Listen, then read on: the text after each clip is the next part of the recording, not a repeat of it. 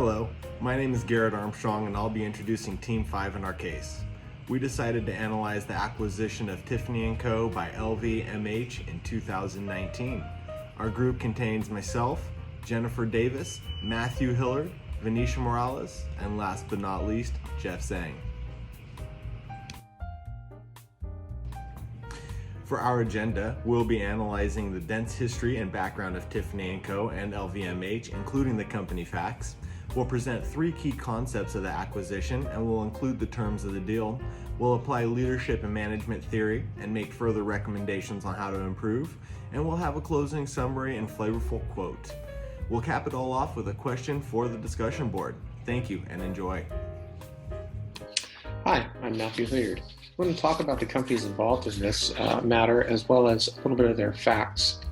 In 1837, Charles Louis Tiffany and John B. Young borrowed $500 apiece from their parents. They were cotton mill owners. This is about a $27,000 loan in today's valuation. They formed a partnership and opened a stationery and fancy goods store in New York, and called it Tiffany & Young. It was a cash-only business, and Tiffany would beat out his competitors by meeting and porting sailing ships at the docks. They had financial problems and took on another partner, J.L. Ellis, in 1841, and the company then became Tiffany Young & Ellis. They used money from this new partnership to purchase royal jewels from European court members and established the company as the first world-class jewelry retailer in the United States, after which the press crowned Tiffany the King of Diamonds. In 1850, they opened a boutique in Paris, France, and this took the company international. During 1851, Tiffany contracted with a silversmith, John C. Moore, to make fine silver hollowware. In 1853, Young and Ellis retired and Tiffany bought them out to become Tiffany & Company.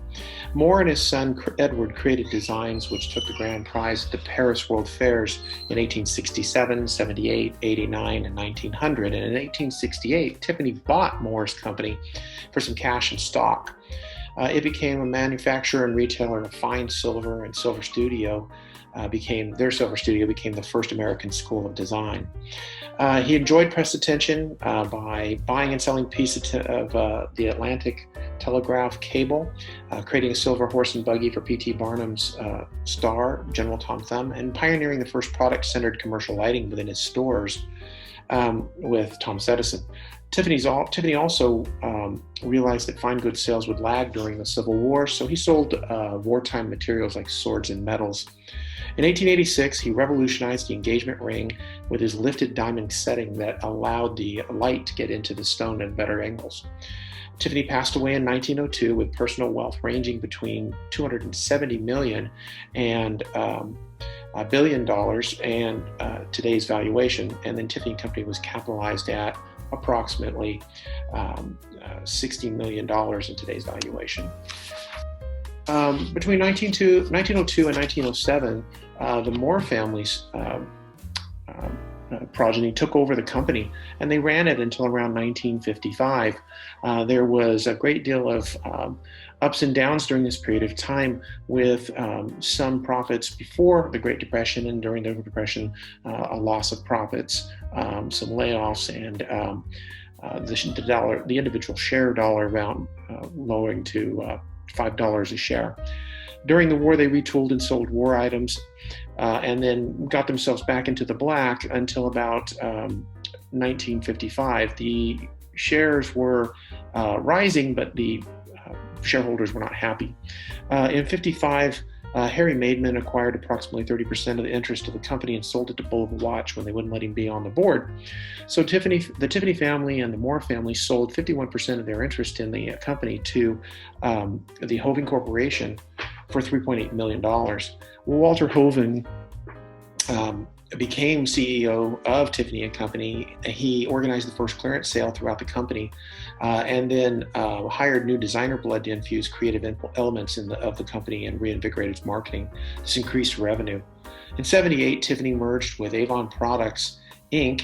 Via a 100% transfer of Avon stock, totaling $104 million. This did raise Tiffany & Company's stock, which had been valued at $19.25 a share to $45 a share. In 1984, Tiffany was assumed by a group of investors led by William Cheney, who was formerly from Avon Products and then Tiffany and Company's chairman, for $135 million in cash. By 1987, Cheney and his associates needed cash. They were strapped, so they went public with Tiffany, listed it on the New York Stock Exchange, and then sold 4.5 million shares of common shares in Tiffany and Company to obtain the $43 million to pay off Avon's loan. In the early 1990s, worldwide recessions and curbed spending significantly impacted Tiffany and Company, and they had to take on more responsibilities for sales, merchandising, and marketing. They also acquired several jewelry and table manufacturing firms, helping to strengthen the company's bottom line and reduce some of their costs, and they also restructured. Louis Vuitton began his luggage company in 1854. He innovated with materials and shapes of his luggage to make them more durable, lighter, and stackable. His son, George Vuitton, created an unpickable lock for their luggage, which the father and son named the tumbler lock and attached to their luggage soon after they obtained a patent for it. Louis Vuitton passed away in 1892 and George took over the firm. He was very instrumental in using patents to ensure their brand and their unique features were not counterfeited.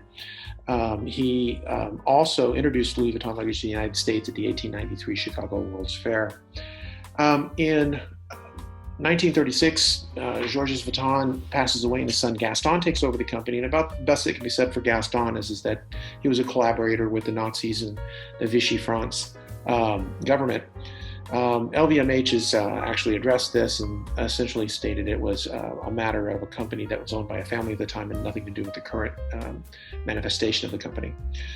Gaston dies in 1970 and his son-in-law, Henry Racamire, takes over the company until takes over the company. He pushes the company to expand retail sites worldwide. In order to do so, he seeks capital by taking the company public in 1984, which sets the company up for the formation of the conglomerate LVMH in 1987. Moet Hennessy was formed in 1743 when Claude Moet formed Moet at Sea in the Champagne region of France, making fine wines and champagne that was enjoyed by royal courts. He and his descendants expanded the company's selections of vineyards and winery holdings for over a century thereafter, even changing the name to Moet at Chandon in 1832. By 1879, the company employs 2,000 people and provides free medical attention, housing assistance, pensions, maternity benefits, sick pay, and legal aid. So it was a forward-thinking company even then. In 1930, Count Robert Jean de Vogue becomes the managing director of his wife, Ghislaine de Deville.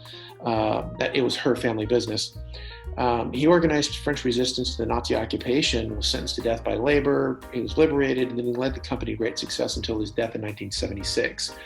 De Vogue believed that it was necessary for Moet et Chandon to diversify, so through several mergers and acquisitions, he obtains competitors and he strengthens the company.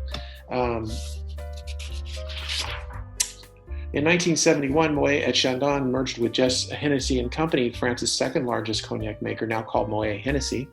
The company benefited from a larger financial base from which to stimulate opportunities and growth in and outside of France. From the 70s to the 80s to 1987, Alain Chevier, the new CEO, continued his mentor's diversification of Moet Hennessy, purchasing a cosmetic manufacturer, Rose Farms, an American spirits sales agent as well. In June 1987, Louis Vuitton merged with Moet Hennessy for $4 billion. The autonomy of each company was to be allowed to continue. Alain Chevier, because Moet Hennessy had the majority of stock in the merger, was proclaimed chairperson of LVMH. Racamire was made executive vice president. This caused an immediate problem. Louis Vuitton's management was concerned that Moet Hennessy was working toward absorbing it, and Racamire and the Vuitton's family, which had 60% ownership of Louis Vuitton, transferred. It was transformed to just a 17% interest in LVMH. Racamire looked for an advantage, so he invited Bernard Arnault, property developer and financial engineer, to purchase shares in the company to be his ally. Chevier offered a deal to the British giant Guinness plc, seeking to establish an alliance to defend against Racamire. And the result was they both ended up cutting their own throats.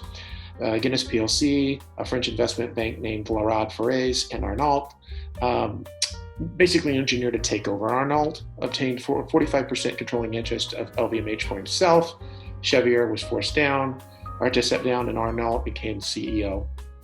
Racamire fought Arnault for about 18 months in court. However, he had no support from the family, and he ended up leaving to start Orcify, a new luxury goods conglomerate with French investors, Paribas and L'Oréal.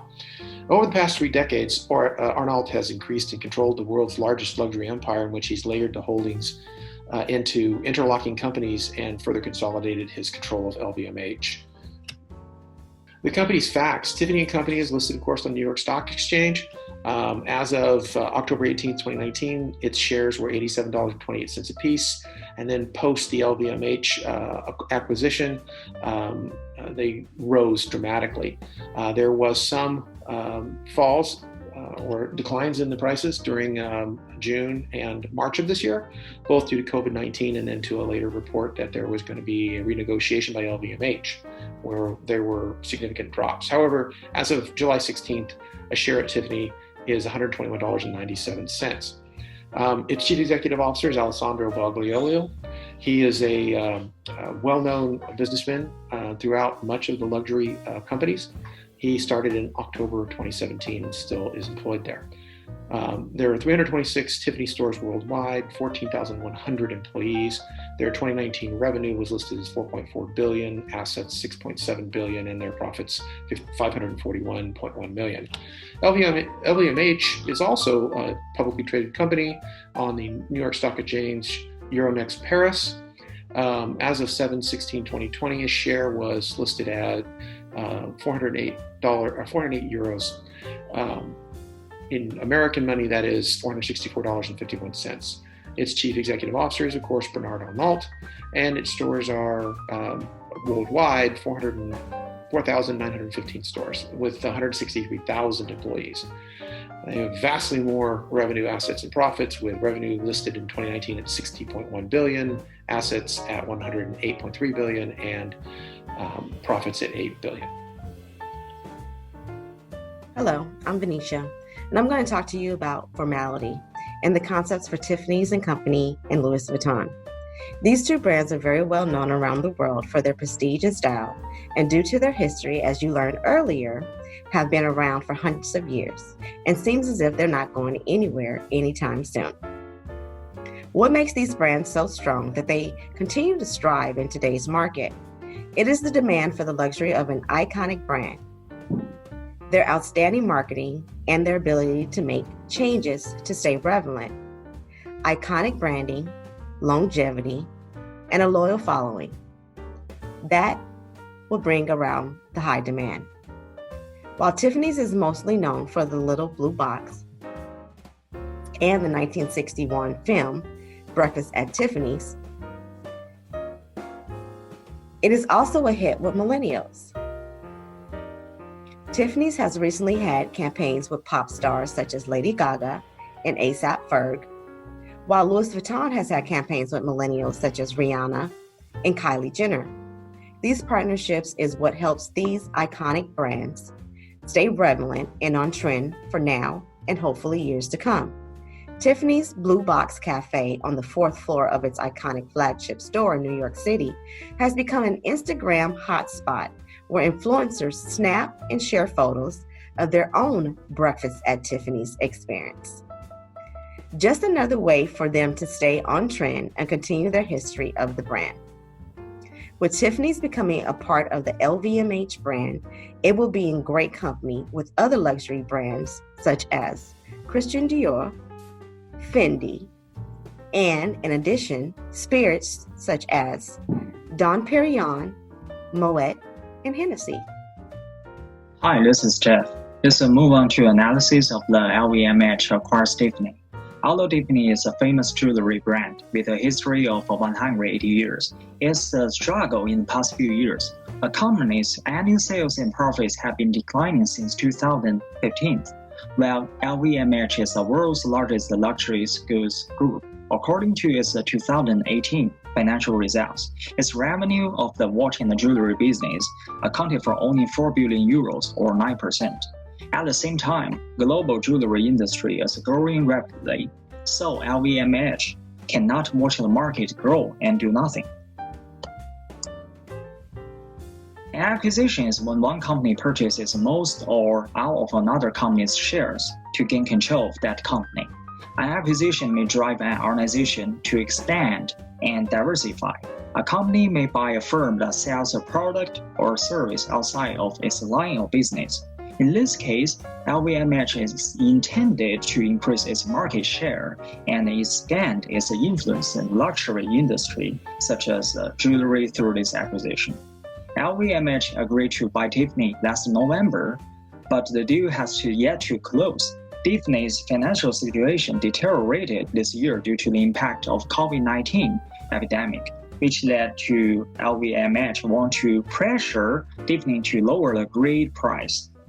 As things stand, the acquisition is currently at a phase of negotiation. Due diligence, of course, started before LVMH announced its purchase of Tiffany last year, but the impact of the COVID epidemic could make it last a long time. At the same time, because Tiffany didn't agree with the reducing agreed acquisition price of $135 cash per share, LVMH had to carefully refine the preliminary valuation. In short, it is unclear when the two companies will complete negotiations. Let's talk about leadership practice of the CEOs of LVMH and Tiffany. We find that the leadership practices of two CEOs contain elements of collaborative leadership and transformational leadership, respectively.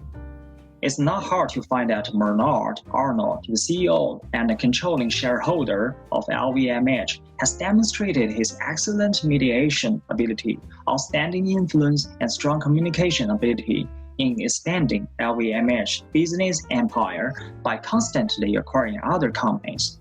Acquiring Bulgari is a good example of how Bernard Arnault has done a good job of helping LVMH brands gain international influence through practicing collaborative leadership.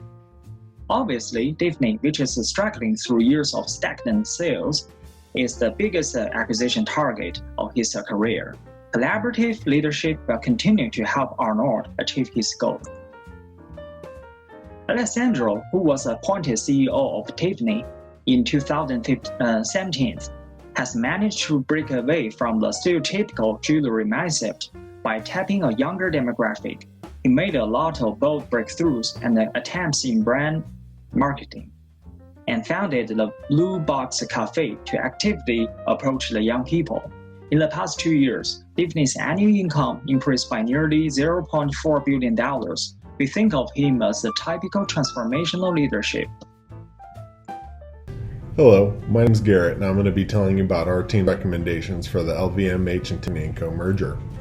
Our first recommendation is to create an integration plan. The pamphlet's text illustrates the importance of an integration plan in friendly mergers. The integration plan is started during the negotiation period, so the acquiring company and target company can be on the same page when the deal closes. This is to our second recommendation of incorporating Tiffany Co employees in the integration and change process. Tiffany Co will experience organizational and structural changes as they work with new people on new problems and are evaluated on an expanded timeline. The Jones text illustrates how opposition to change happens and offers the solution of co-opting employees in the change process.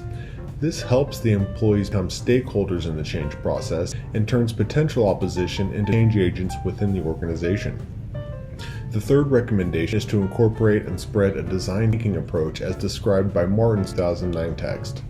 The LVMH CFO, Jean-Jacques Gunier, told shareholders and trade publications that they plan to help Tiffany Co by removing the pressure to report to shareholders on a quarterly basis, allowing Tiffany Co to have a more creative, long-term approach to growth and success. As Martin describes, Tiffany Co can now break away from repeating the same functions with small changes to implementing transformational changes to create long-term growth. The last recommendation follows up on design thinking and is creating new heuristics approaches to solving the problems and mysteries of the business and consumer worlds. These new heuristics allow the new teams and coalitions to focus their efforts together, solving new problems, creating greater effectiveness and team cohesion. Okay, I wanted to share with you all the closing summary. Again, going back over a brief summary of what we learned about the company and the acquisition so far was Tiffany Company originally with 2 partnerships. They enhanced their product, and then 14 years later, they bought out those partners. They enhanced their product again, and then they acquired the contracting operation that helped assist them with that. They enhanced their products by an award-winning design, and their family maintained control, then they lost control, then they sold the company. Finally going public with their stock shares, and then adding a few more small acquisitions. Louis Vuitton, they designed a patented, unique luggage lock design that was super competitive in the market. They had 3 leaders over a span of 78 years, so that's pretty significant. Moet Hennessy, it is a luxury selection. They were established, they had a name change. This company focused on their employees, and then they merged with Hennessy. The key concepts that we discussed today were the fact that these companies are signature brands, and they focused on design ingenuity. They had evolving marketing strategies, and they continued to acquire additional consumer market segments within the luxury field. The purpose was that Tiffany Company did have financial struggles. The jewelry revenue was low, however, they were on track for revenue growth, and jewelry was very popular within, it was its strongest in the luxury sector. So the acquisition analysis that we determined was acquiring Tiffany & Company would help diversify the brand and the company. They took consideration into COVID-19 earlier in this year and how it would impact their consumers. So they tried to negotiate a lower Tiffany price, and then they refined the valuation of the stock. We discussed the leadership styles. They're both collaborative and transformational within the organization. And we made recommendations to create an integration plan, ensure the employees are on board and included within the change process, create a long-term design thinking mentality, and focus on new efforts, especially with COVID-19 as a consideration. I wanted to include a quote by Bernard Arnault, who is the current CEO of LVMH. Prior to this acquisition, he was the 4th richest man in the world. Now his net worth has increased by 40 billion due to a spike in shares, so he's now the 2nd richest man in the world with a net worth of 108 billion. I remember people telling me it does not make sense to put together so many brands, and it was a success. It was a recognized success. And for the last 10 years now, every competitor is trying to imitate. I think they are not successful, but they try. And is what this tells me is he had a long-term vision, and thank you. And now with the discussion board question. With the unexpected outbreak of COVID-19, do you think LVMH should still acquire Tiffany & Co? Thanks for watching.